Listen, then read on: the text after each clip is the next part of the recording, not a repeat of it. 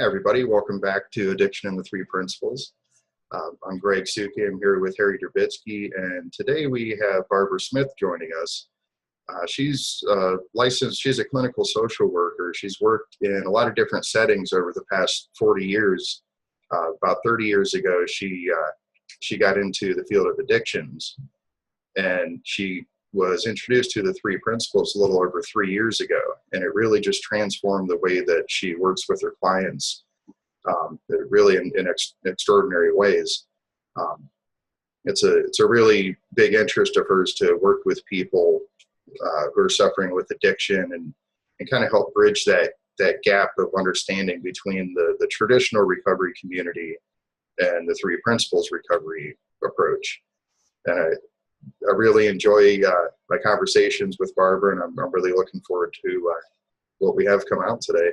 I know she's going to talk about the single paradigm, which I think is a very great, simple approach to this. So I'm really excited to get into it. And I know Harry has something he wanted to start off with real quick.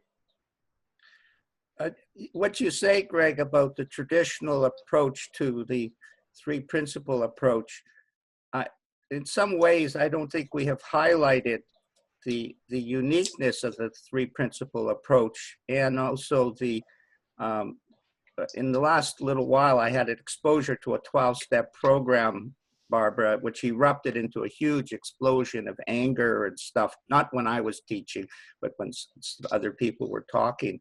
And it brought to a front for me how precious what you're offering is in comparison to some of the other ways that they're dealing with addiction.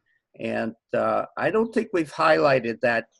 We've personified the beauty of what we're doing, but there's also a very harsh reality that many of the traditional approaches are creating a tremendous amount of frustration for the people on addiction, and anger and so on. I'm just going to read from my book. I'm writing a book called The Evolution of Addiction Recovery. And I've written 3 sections that have gone through my editor now. And I wrote this little comment about Barbara in the book. So she approved it, so I'm going to read it. Okay. Barbara Sarah Smith, MSW, who is a 3P addiction psychotherapist, stated to me that she is so glad that her clients do not think that their thinking is created or controlled by outside circumstances. This simple realization helps her clients to wake up. It tackles the psychological belief that we are a product of our past and that we cannot change this. I am not talking about change using our willpower. I'm talking about change using a higher level of understanding. And I thought that when I talked to Barbara, that really came through to me. And the other thing that I would like you to deal with, Barbara, a little bit, because Greg, I have a title now for our next show. I'd like to talk about blind spots and setbacks for our next show. Sounds good. Yeah, and within that, Barbara, as you talk, I'd like you to introduce that topic a little bit from your perspective of how you deal with blind spots and setbacks.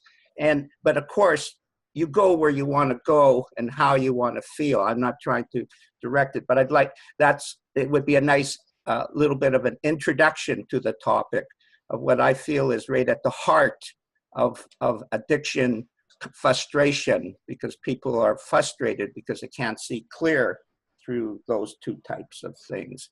So with that in mind, have some fun. Okay, thank you, Harry. And please remind me of that at the end, because I may forget. So just give me a little jingle and remind me that that's what you'd like me to do, and I'll be happy to do that. So hello, everybody. I'm so glad to be back with these guys and addressing this topic. When I first read what Greg had written, that I was an addiction psychotherapist, I had this little scrunchy feeling inside, because my relationship with calling myself a psychotherapist has changed so dramatically with this understanding of the three principles. And so I wanted to just talk about that. I've really given a lot of reflection to that as I've gotten ready for this talk. And I realized that psychotherapy, first of all, at its root, if you look at the Greek root of psychotherapist, psyche, of course, is the soul. And so a psychotherapist is at its inherent meaning a caregiver or an attendant of the soul. So I can tell you that in the world of modern day psychotherapy, we got a long way away from that. And that was part of my great frustration with it. You know, the whole field of psychotherapy has become medicalized. It really isn't about mental health. It really is about mental illness. And we have all these massive numbers of diagnoses that are evolving all the time, where we just keep looking hard, more closely at what's wrong with everyone. And so it really was a very unsettling and unhappy place for me to be putting my energy, which is how I ended up, of course, coming to the crisis that ultimately led me to finding the principles. So in its original meaning, I believe I am a psychotherapist. Now I can honestly say, yes, I am a psychotherapist. I am, with this understanding, I can be pointing people towards their soul, towards a deeper truth about themselves that isn't about a mental illness. So now I can sort of fly that flag with a little bit more pride than I used to feel about that topic. And the other thing that I think I feel too now, in terms of being a modern day psychotherapist with all the requirements that has, is that really what this understanding does, and particularly what the single paradigm does, which I'm going to talk a little bit about, is the ultimate in mental health treatment.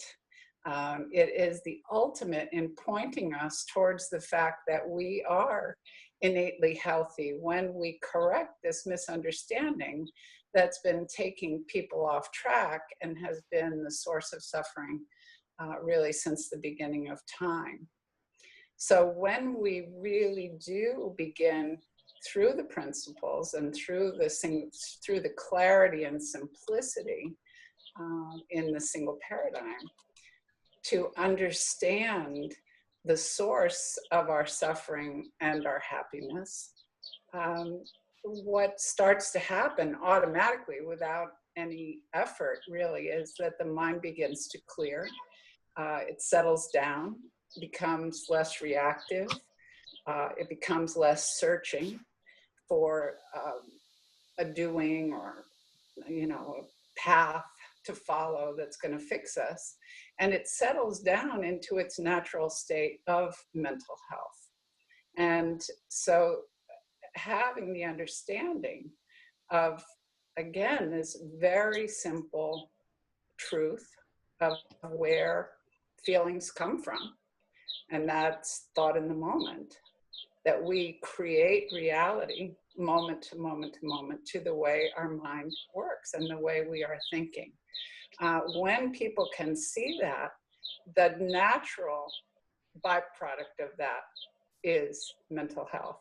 So again, I now can say, yeah, I am a psychotherapist. I can help people towards true mental health.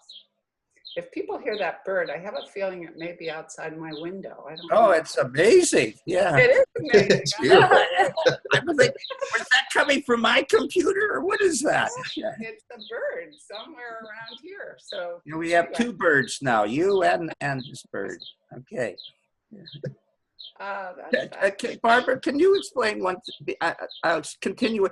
I don't understand this phrase "single paradigm." No, I honestly don't.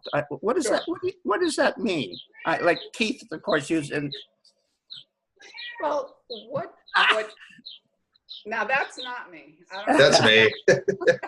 Okay, you've got the cat, I've got the bird. So what the single paradigm is, and Keith did a much better job of explaining that on a macro level than I will ever do. But the way that I understand it is that, first of all, there has been a paradigm shift in the whole field of mental health, that we no longer, as a psychotherapist, we used to hold on to and worked with and were trained, and I was trained very classically, and we were trained in the belief that while thought had a great deal to do with our problems and our mental health, we knew that you could have two people who came from the same family, and one child would be miserably unhappy and acting out and thought their parents were awful, and the other child would say, I think this is great. We have a great life. So we always knew to some degree that thought played a role in it. But we also thought and were trained to believe that our circumstances, our past experience, our father's alcoholism, our third grade teacher, the bullying we had when we were 4, all of these outside circumstances and past experiences also played a role. So in that's what on Keith's wonderful diagram, Keith and Valda's wonderful diagram here, what is called the mixed paradigm, which means that you're holding both of those to be true.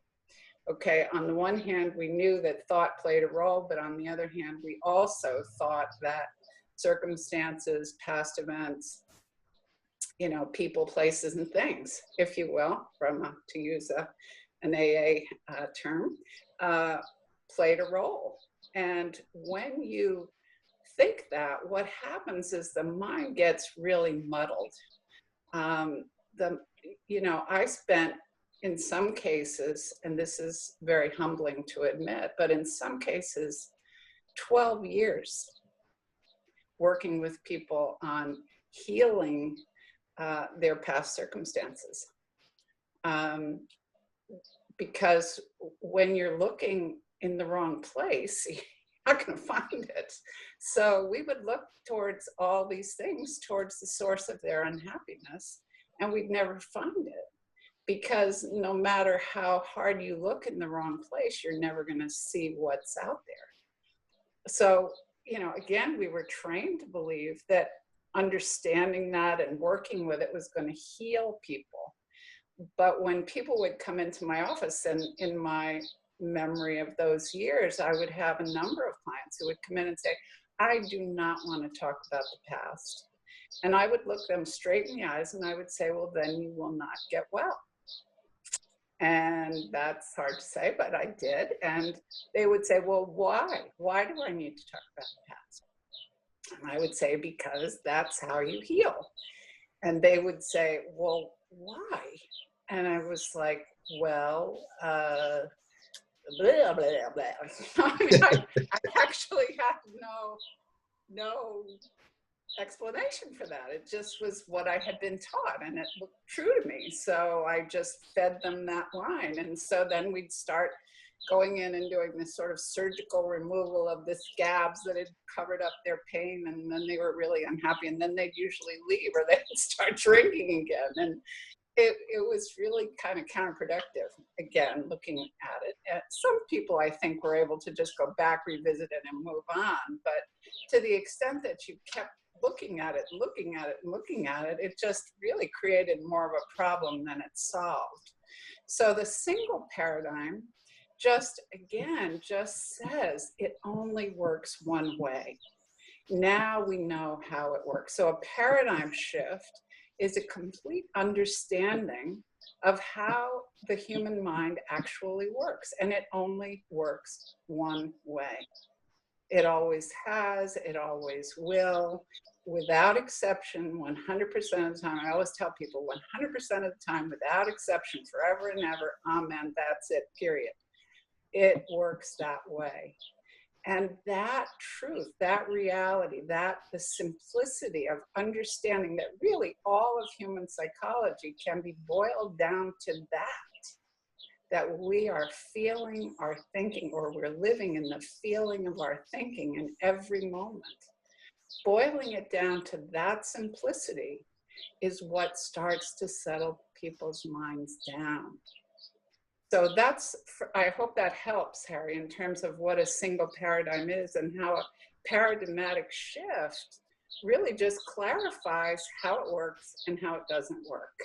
And so the single paradigm means that it only works one way, and that is that our feelings, without exception, are coming from thought in the moment. Does that help, Harry? Oh, tremendously, tremendously. Actually, I now understand it and also see the wisdom of it. So thank you very much. That was beautiful, brilliant, actually.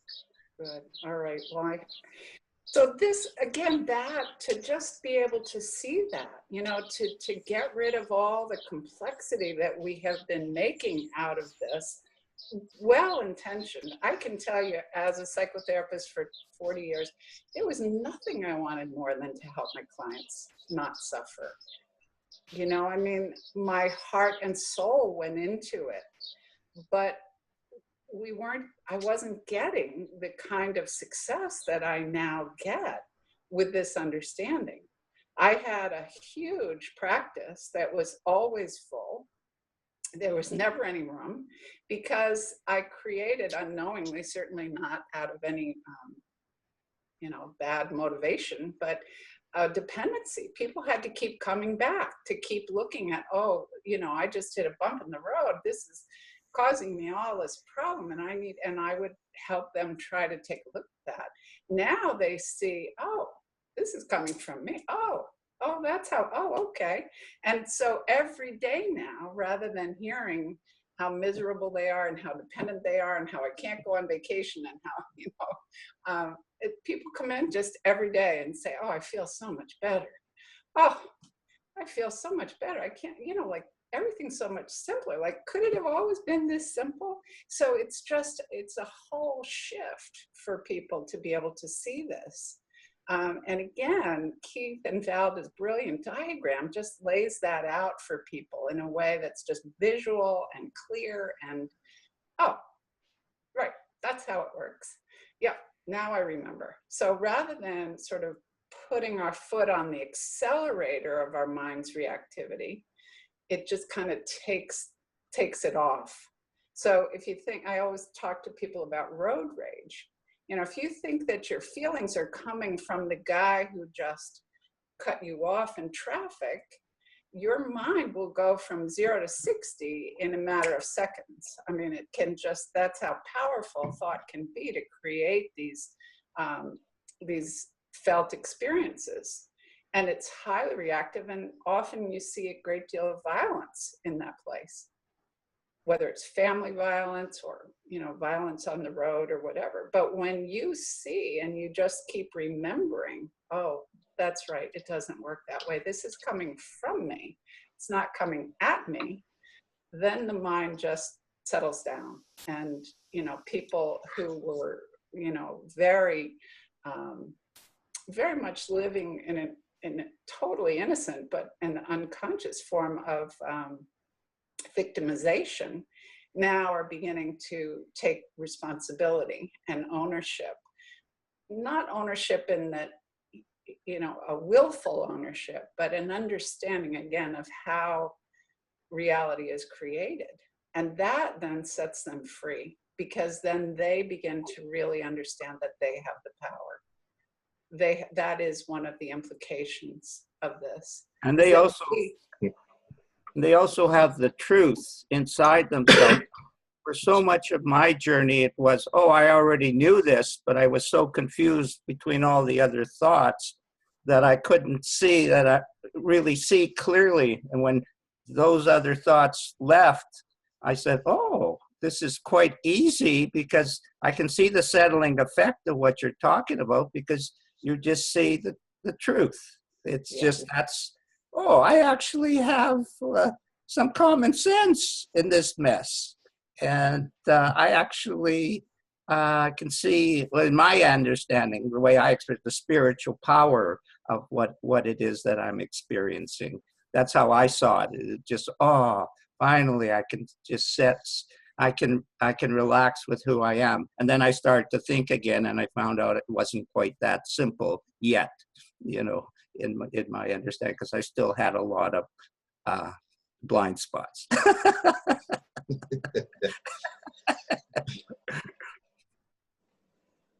Well, that's why we need each other too. We can't necessarily see our own blind spots. I mean, that's why they're blind spots. We can't see them. So that's why it's great to have people that we can interact with on a really genuine, honest level who care about us, and we can kind of help point at things for each other. Not in a malicious, hurtful way, but just like, hey, you know, you're kind of doing this, and then it's suddenly not a blind spot. Now you got that little light on your side mirror lighting up and saying there's something there. You maybe can't see it right away, but now you know there's something there. Yeah. One of my favorite quotes, actually, James Allen, I don't know if anybody's familiar with him, but he was one of my first introductions to the idea that thoughts are where our reality comes from. And he lived over 100 years ago. It was probably about 100 years ago that he wrote this. But he said, if circumstances had the power to bless or harm, they would bless or harm all people alike. But the fact that the same circumstance will be alike good and bad to different souls proves that the good or bad is not in the circumstance, but only in the mind of those who encounter it. Beautiful, beautiful. Love it. Very good. Yeah. It's been part, I think, of wisdom. Again, this has been a part of the wisdom we have had in psychotherapy. But again, we had it mixed up with this misunderstanding. So on the one hand, again, in the field of psychotherapy, we knew that was true, but somehow, and again, now looking back on it, it's like, how did we miss this? Like, how did we miss that we knew that, and yet we were convinced that this other thing was true? So once you clear that off, once you clear that off your plate, no, it doesn't work that way. Again, on Keith and Valda's diagram, you've got a red line that delineates it. No. Well, So could you explain that diagram? What is that?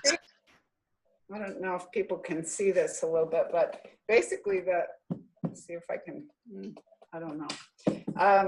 What it says at the top is, where do you think your feelings are coming from?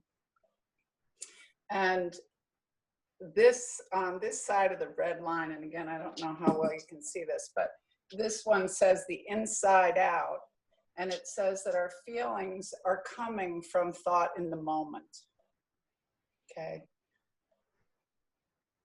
Then there's the red line, and then there's the mixed paradigm, which is that both of these things are true, and then the outside in is the misunderstanding that our feelings are coming from something other than thought in the moment. Okay, I don't know if you can see that. That's good, but that's how it works. But it's so clear, it's such a clear visual for people that, again, no, this is it. This is how it works. That's, this other stuff is what sent us on that search, sent us on that search for not only where your feelings were coming from, but what you had to do about it in order to feel better. And you can imagine, in 40 years of psychotherapy training, I went down a lot of different paths trying to understand that and look. So each time you would go to a new workshop, or you'd come back and you go, oh, now I've got the answer, let's try this, and people would be like, oh, great, you went to another conference, huh? Now there are over 600 different types of psychotherapy out there, and that's why, because everybody's searching. And so I can tell you, because I still maintain my license and I still have to get continuing education credits, I get new ones every week. Literally every week I get a new psychotherapy du jour that's going to be the magic cure for us. So when you just start to take that off, oh, there's nothing you have to do. It's built into the design of how your mind works. There's nothing you have to do. We don't have to search for where your suffering is coming from. And certainly, I think I just wanted to say this, and then maybe we can take questions. But one of the things for me is seeing with addiction that people basically are just looking for something or some substance or some sex or shopping or whatever it is outside themselves that will make them feel better, right? That will make them change their feeling state in some way. So when you're looking in that direction, that search is endless. You know, in AA, they say 1 is too many and 1,000 is never enough. Well, that's why.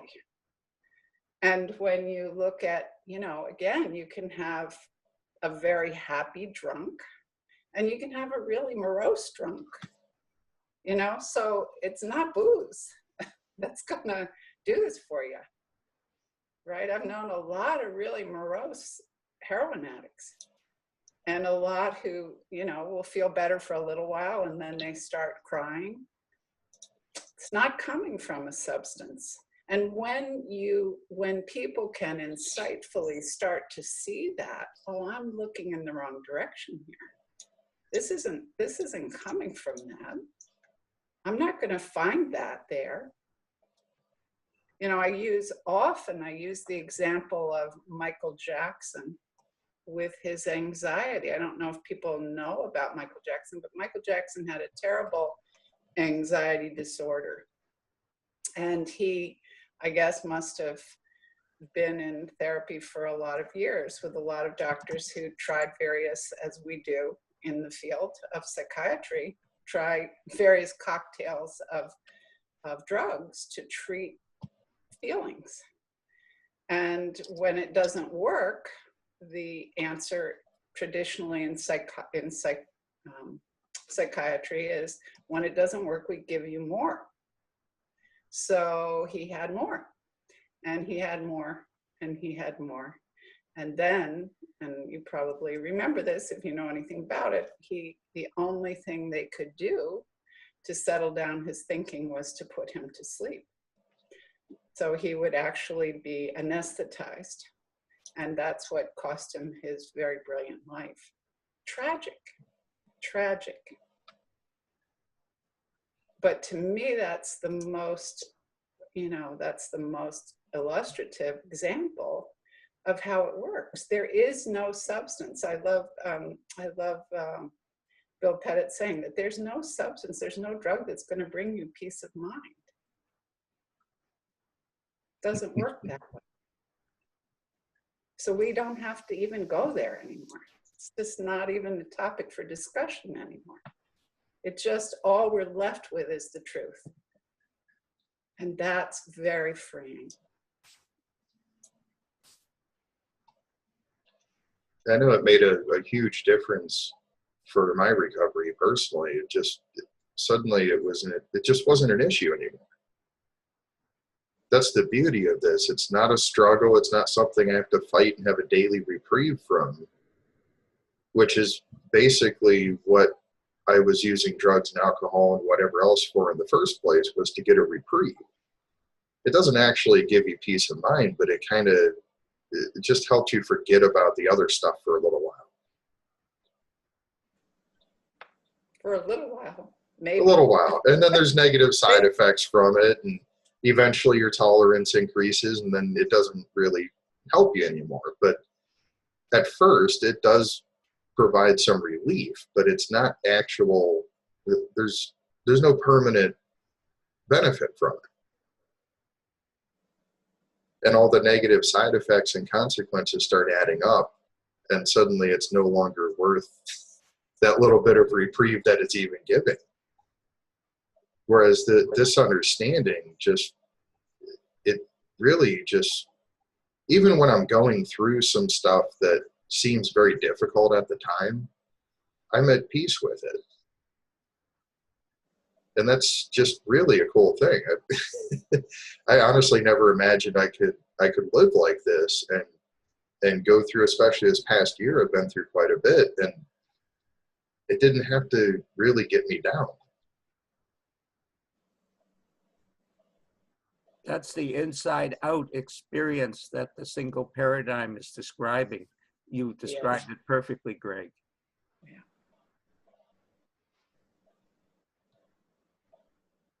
Real quick, I'd like to remind everybody, I just have people muted to keep down our background noise. So if you have any questions or comments, please feel free to either unmute yourself or click the raise hand feature in the participants tab. We'd love to get some questions and comments here, get some more people involved in the discussion.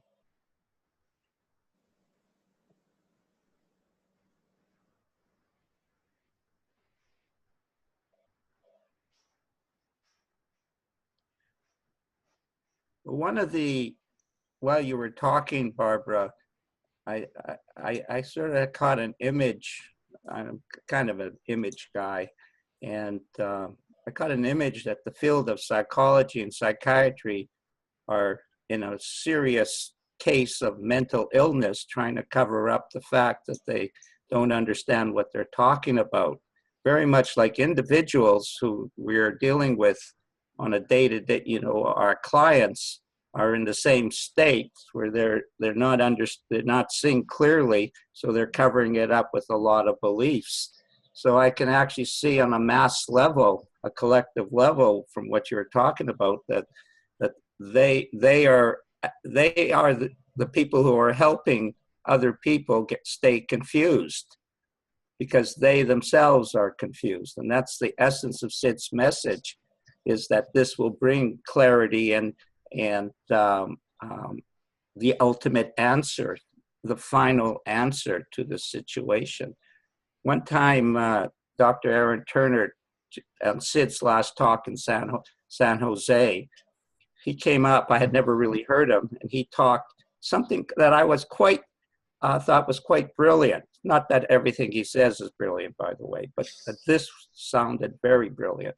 And was that the ultimate answer, the three principles, they're the final answer. Everybody, like you talk about, they catch an insight, and then that becomes the next thing that the field is following, and everybody is following different things. But what's so beautiful about these three principles they are the single paradigm of the ultimate answer to what we're looking for. And in that, there's a very settling feeling. There's only one perfect product out there. Everything else is imperfect, because we're human beings expressing our viewpoints. And that pure product is the only thing that I find content in, because there's no question that spirit is the guiding force behind everything in life.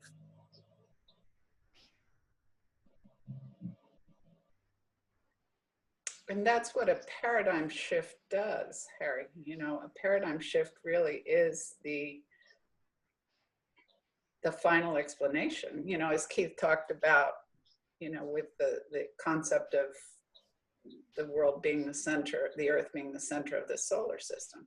Once a paradigm is revealed, it is, that's it. We're here, we got it now. And that's what I talk to people about. It's like, well, we finally figured it out. We finally got it. And a great deal of peace,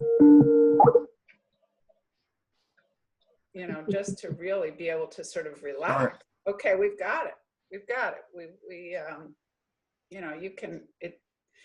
It's got you covered. I used to work with an old heroin addict, Teddy, who was he and I worked together running groups for a number of years.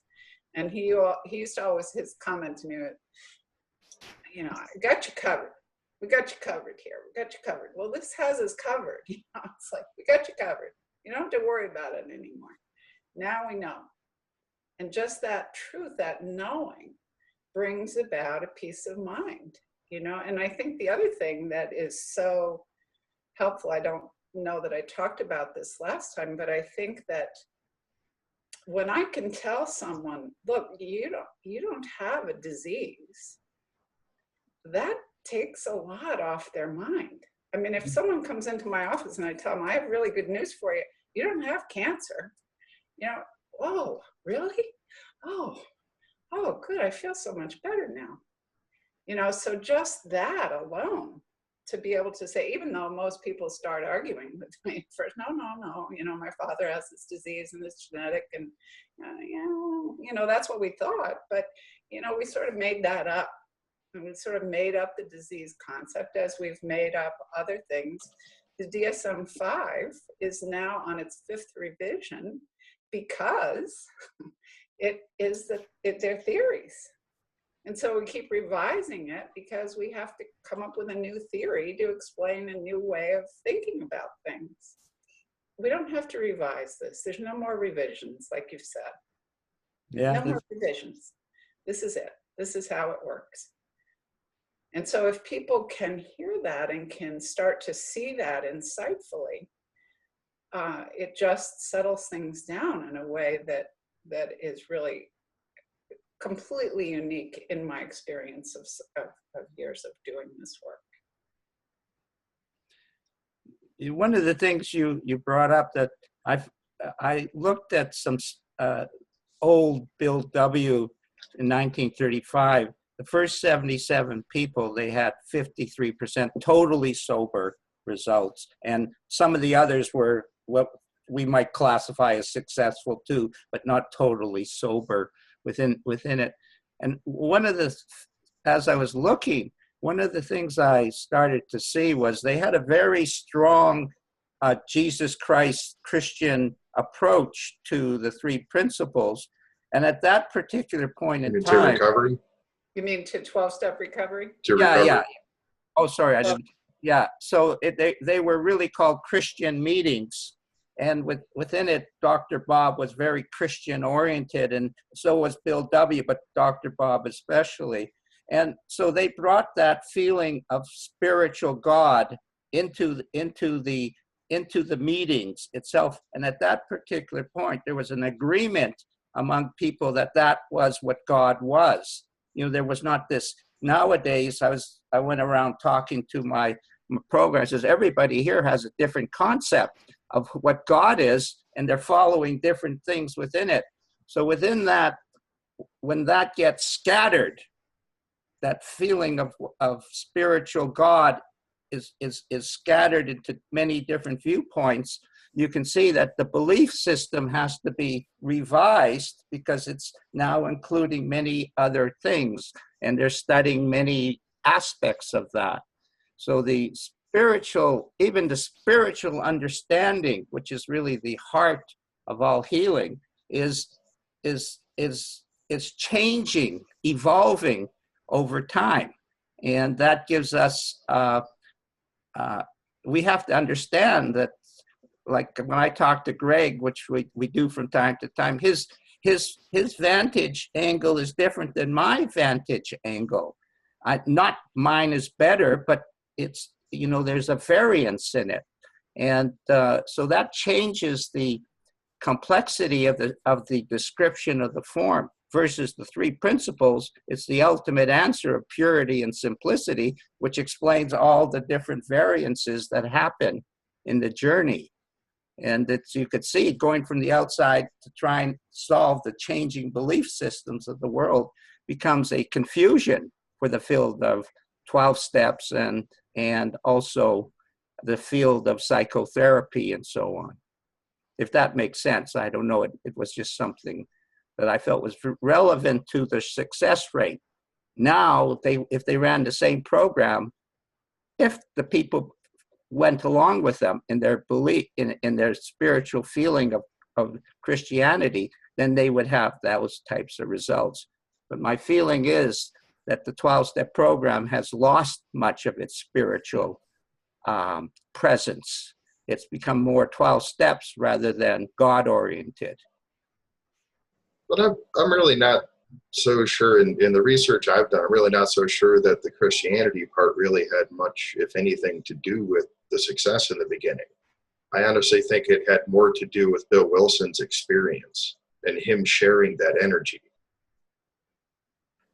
When That's people have that kind of experience, just being in their presence is enough to raise your level of consciousness. Just like anybody who, from what I hear, got to meet Sid and be in Sid's presence automatically felt better. They were automatically kind of raised up a level. And I think that was a lot of the same thing. And as the program grew, less people had contact with Bill Wilson and his spiritual energy, if you want to call it that, his, what he was sharing from his insights and his awakening, it started getting diluted. So I really don't think it had anything to do with the one particular belief as much as it had to do with that. And the disease model was actually very useful when it first came out, because it took a lot of social stigma away from people with drinking problems and drug problems. Because before that point, they were just looked at as being moral lepers or just screw-ups. They were just bad people.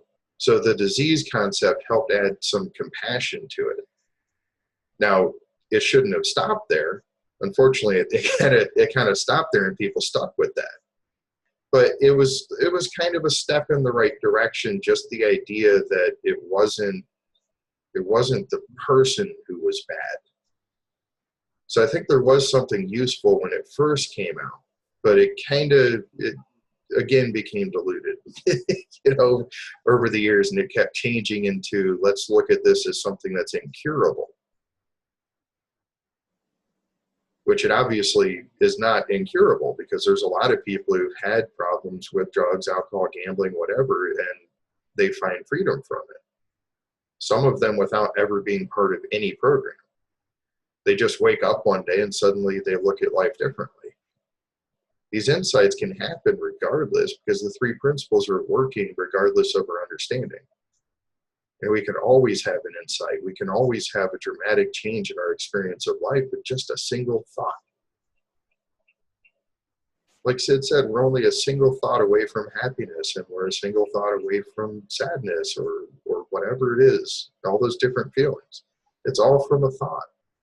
And I could be in the worst place in my life, and in an instant, be in the best place. Just by a different thought, a different way of looking at life.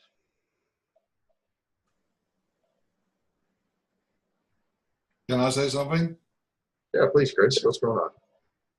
Well, I've been giving some webinars here in Denmark, where I am, and I noticed that some people have this idea with the insights that's like Pokemon, yeah?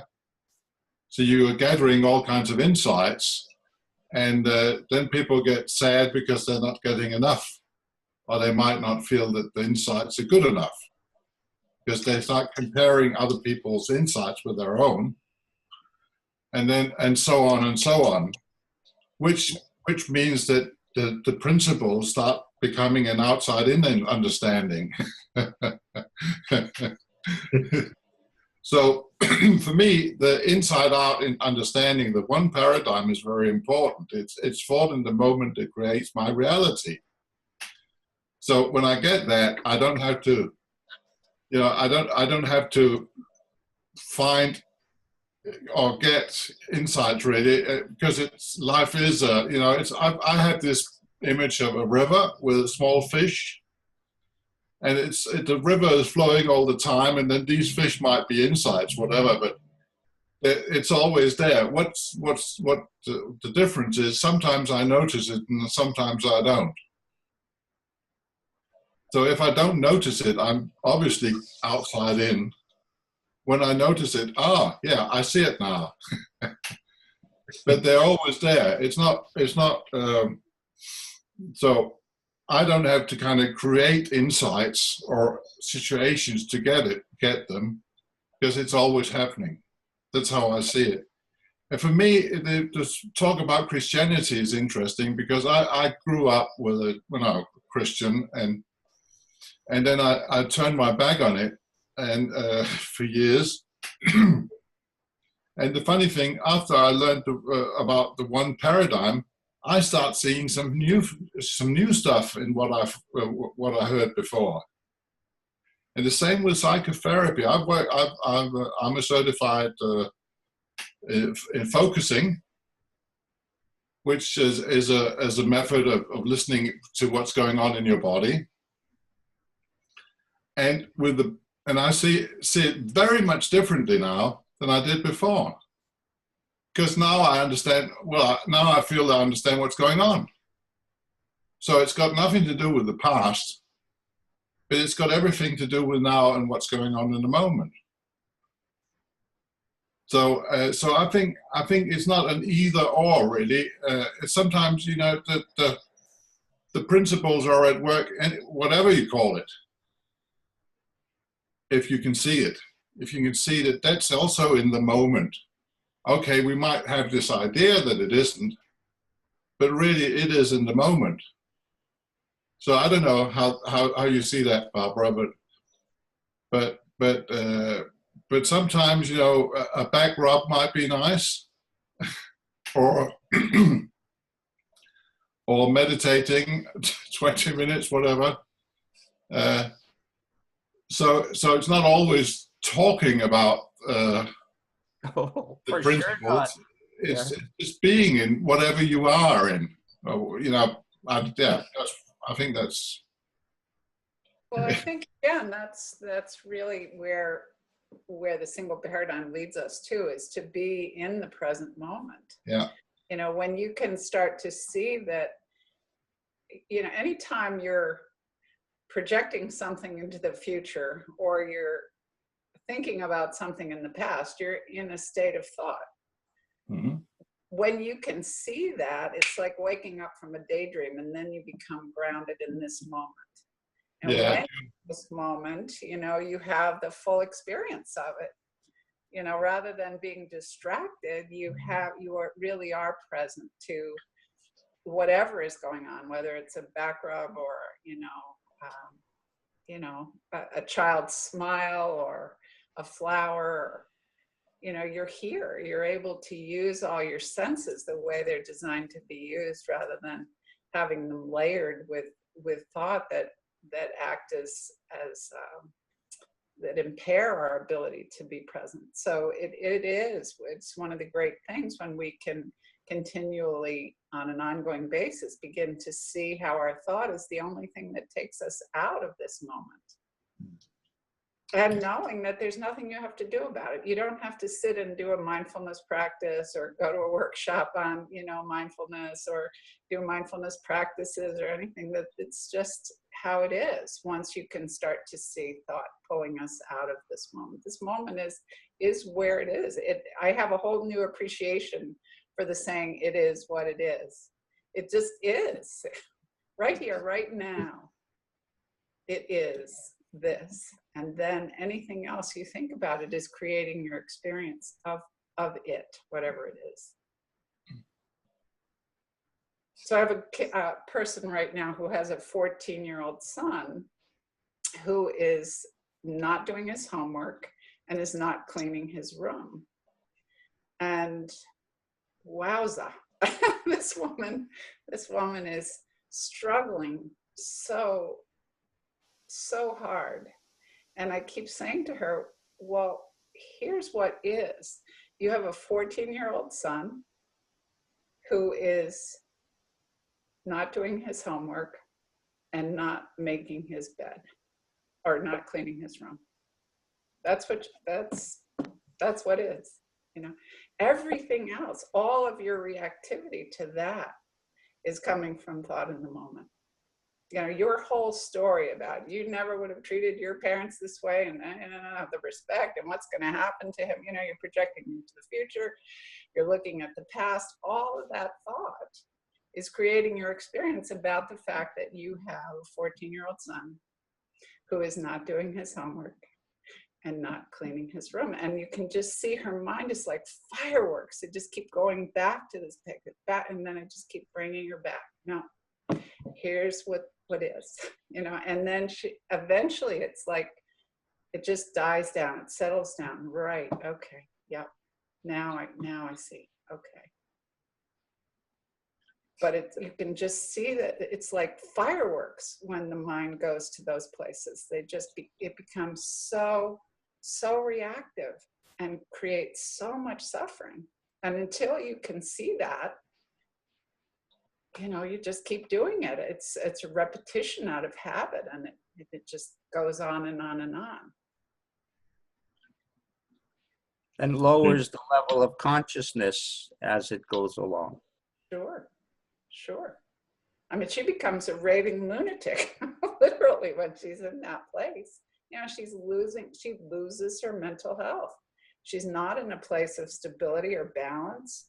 She starts raising her voice and making threats she's not going to follow through with. And she loses all her credibility. She does not look like a balanced human being. But when she can remember, that's right, this isn't coming from him. This is coming from me. This is coming from my thought in the moment about what is. Then her mind starts to settle down, and that's where you begin to have all of the gifts that your mind in a mentally balanced state is capable of. You have creativity and wisdom and humor and, much, much more effective clarity. She's going to figure out a solution when she's not bouncing off the walls. That's where we problem solve, when our minds are clear. Our IQs actually go up when our minds are distressed. Sid would say we become geniuses. Yeah. And it's the truth. Yeah, I think that's probably true. I mean, certainly it is for me. I will come up with things like, wow, that was brilliant. Where did that come from? Well, it didn't come from me, but it certainly did come when I was in a state of quiet mind. The we irony. actually have a hand up, Bob and Marty. Oh. Go ahead, you're unmuted. What takes me, what you mentioned, Barbara, when she makes a judgment or an expectation about how her son should behave, I think that's the quickest way for all of us to fall out of the paradigm. And for me, the quickest way to get back into it is gratitude. Like if she could pull back and look and be great, like gratitude in that position. If I'm like when I'm grousing about something, if I say, well, if my work's piling up, for example, she could say, at least I have a son. Some people aren't blessed that way.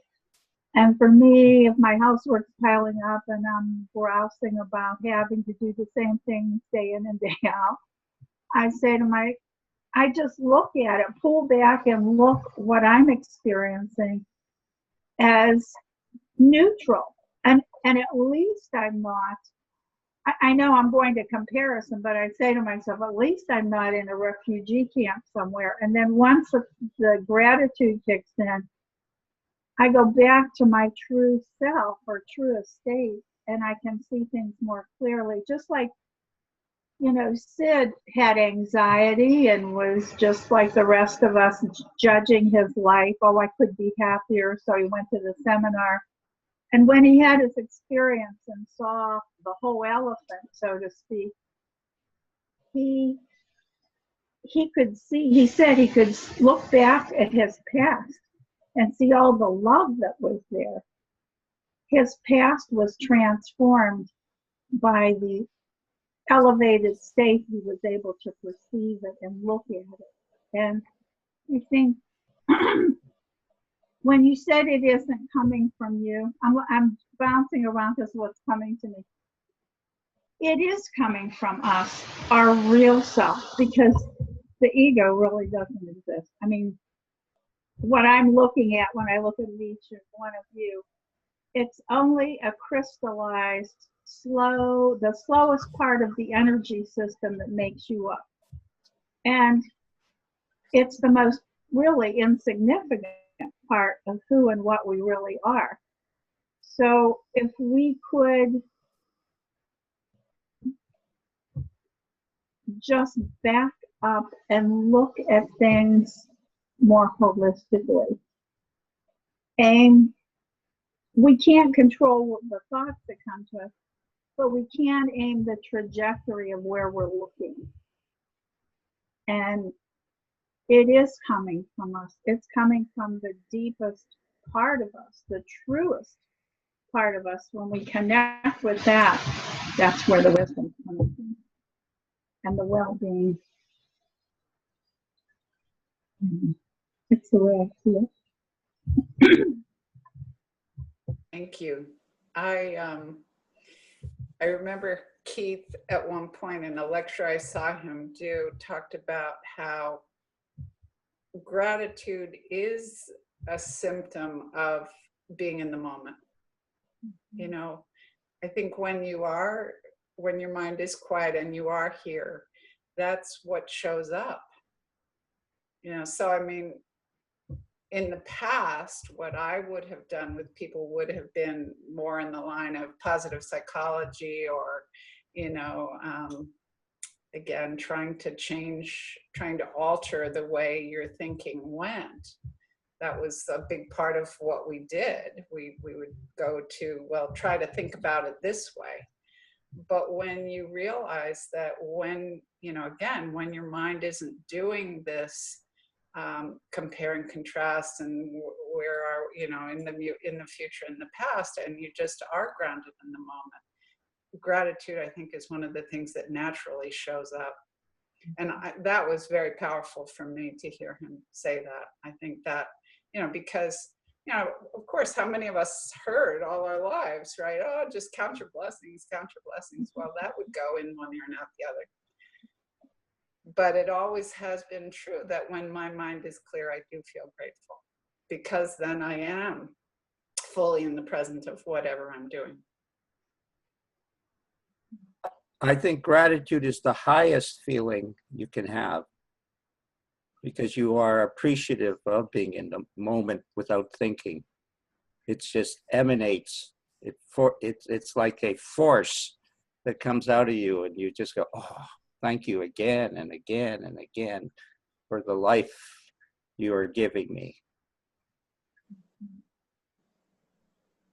Yeah, I like that, Harry. I like, it does emanate. Yeah, I certainly feel, I experience it that way. Yeah, I know you do. Yeah.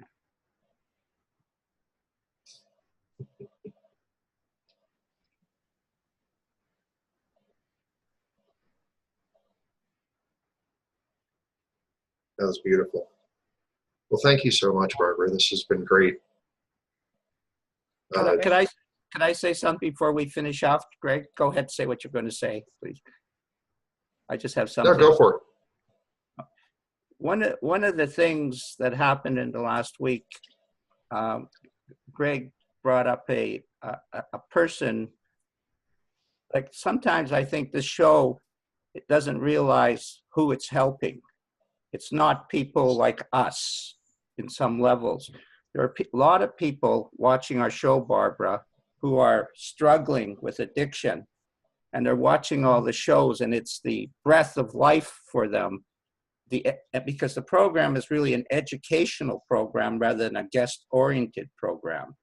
And it's the different varieties of educational components of it makes it into a program, unusual program in the sense that it's created in the moment and so on. But it's helping a tremendous amount of people, let's say, who are not having the privilege of coming to you, but want to have a free and a more enlightened perspective towards addiction.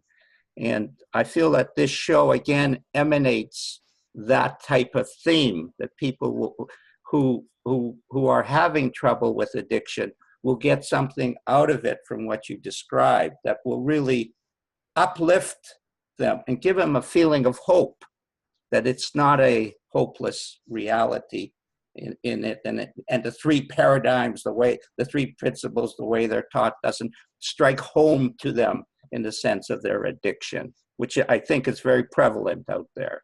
Personally, I think that it's a personal viewpoint.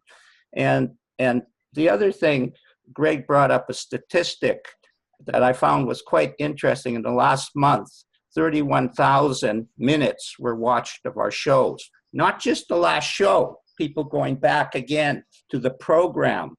And that's a very impressive statistic, because you can get a lot of views. And I do this, you know, I watch a 3 Principles show, and I last about 3 minutes and go, oh God, this is boring. I'm not going to listen anymore to this crap. And I excuse the expression, but it's just, it doesn't appeal to me. And so I shut it off, but it's a view. But when people stay for an hour and watch the whole show, they're watching it because their mind is gobbling up the spiritual sustenance that you're providing, and we're all providing. And in this show, I felt there was a lot of spiritual sustenance for people to grab hold of. I think it's important to note the essence of our show is not about these people here, many of whom have a pretty strong understanding of the 3 principles and like the general tone of it. It's the gearing of it was always the suffering out there in the world, and our ability to help people, educate them to a deeper understanding. And in many ways, that has been the focus of my perspective in bringing to the show, is that it's a collective consciousness that teaches, not an individual person that is. And we see that in the 3 Principle world, a lot of honoring of individuals. I don't like that personally, but that's just the way it is. So I'm sorry, I got a little on my bandwagon, but the educational part of the show, so we are actually, there are a few people, Greg brought a person up to me that quite touched both of us quite a bit. Wouldn't you agree, Greg, that she had, that's what makes us inspired to keep this show on. And we'll be ending in June, at the end of June, with the show. I'm planning a final thing that it's percolating in my mind, but we have different guests. And then starting in September, we have Dr. Amy Johnson coming back on again to start the new season. So we're inspired. I probably would have shut it down at the end of June, but there's so many people being helped that I have to feel it's time to keep going with the show. And I hope, Barbara, you come on in the new season as well, because I find the way that you're presenting is very down to earth and very beautiful. So I hope you'll also join us in the new season. Thank you, Harry. I'd like that very much. Yeah, it was great having you. Do you have any closing words of wisdom?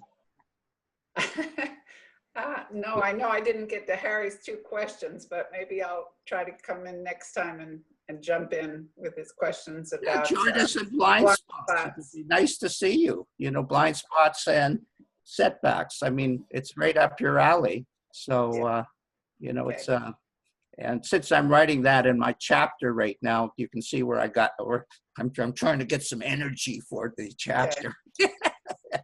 Well, thank you both for all that you've done with this. I agree with you, Harry. I think a lot of people are getting a lot from it. So I'm glad to be a part of it.